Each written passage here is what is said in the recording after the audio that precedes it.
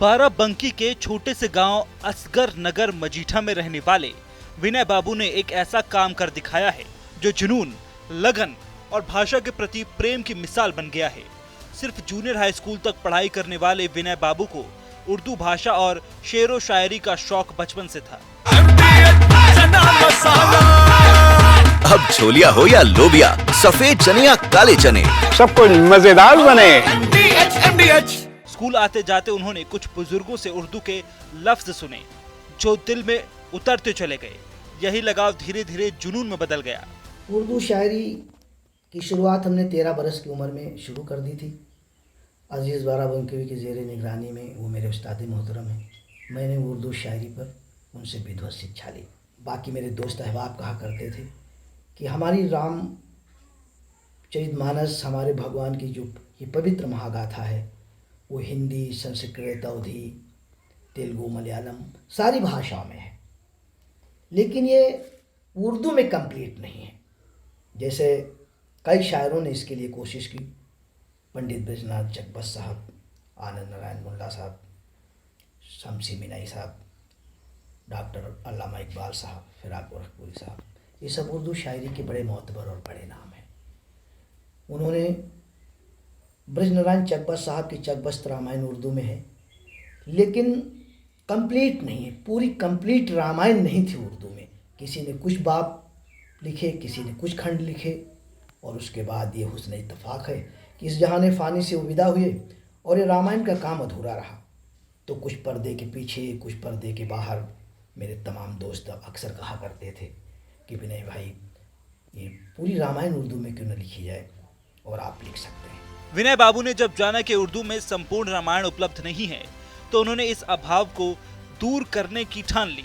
14 वर्षों की अथक मेहनत और साधना के बाद उन्होंने विनय रामायण नाम से उर्दू में रामायण का भावानुवाद तैयार किया। ये ग्रंथ 500 पन्नों और 24 खंडों में विभाजित है, जिसमें लगभग 7000 शेर शामिल हैं। विनय बताते हैं कि यह किसी संस्कृत अनुवाद का शाब्दिक संस्करण नहीं, बल्कि रामायण के प्रसंगों को उर्दू शायरी की जुबान में ढाला गया भावानुवाद है। मेरा बहुत वक्त सफ़र में रहा, हिमालय से लेकर मैं बहुत दूर दूर तक, क्योंकि मेरी ज़िंदगी में पहाड़, नदी, झरने, रेगिस्तान, आबशार, ये शुरू से ये मेरे नेचर में है चीज़। तो मेरी अक्सर प्रेरणा में भी कोई कहता था कि भगवान की इस महागाथा को पूरा करो। ये 7000 शेर में और 24 खंड में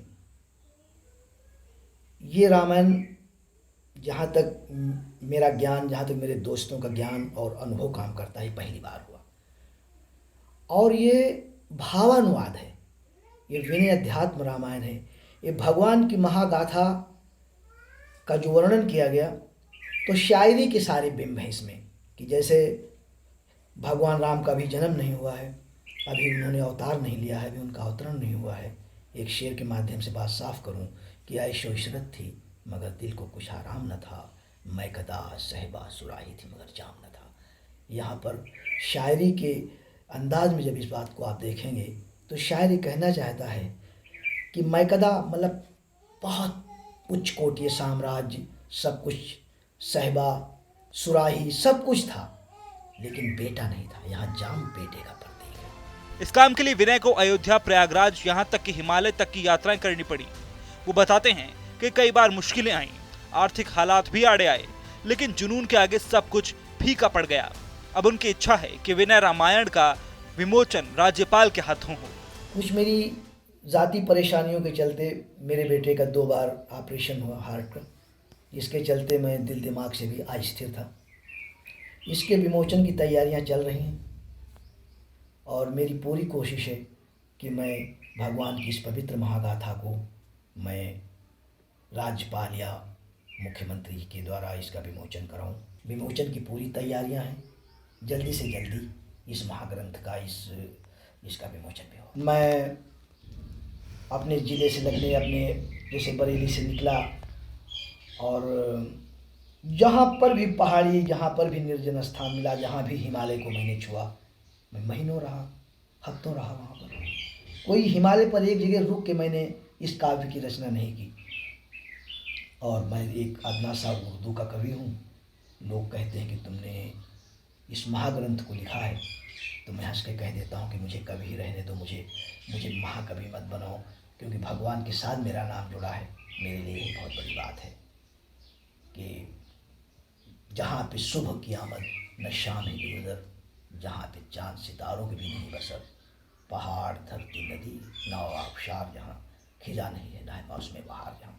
अगर मैं हिमालय प्रवास में नहीं रहता तो शायद मैं ये पंक्तियाँ नहीं कह पाता। शायर अजीज बाराबंकवी के शागिर्द रह चुके विनय अब महाभारत के भावानुवाद की ओर कदम बढ़ा चुके हैं। उनका मानना है कि हमारी धार्मिक और सांस्कृतिक विरासत को सभी भाषाओं में सहज और सुंदर रूप से प्रस्तुत करना समय की जरूरत है।